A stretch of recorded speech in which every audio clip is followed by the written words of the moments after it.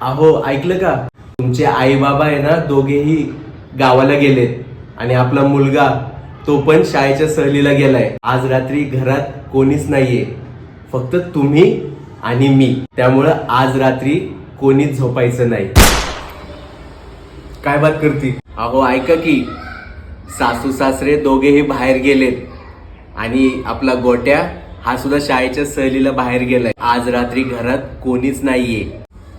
आज फक्त तुम्ही आणि मी दोघेच घरात आहोत.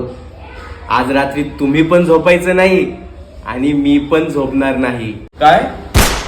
रातभर झोपायचं नाही? अगं बाई, उद्या माझी बसशिप आहे. उद्या जर मी लवकर कामावर गेलो नाही ना, तर मॅनेजर माझ्यावर चढन. एक काम कर, रात्रीचं घरी कोण नाही ना, तर तू बी झोप आणि मला बी झोपू दे. मला झोपावं लागलं.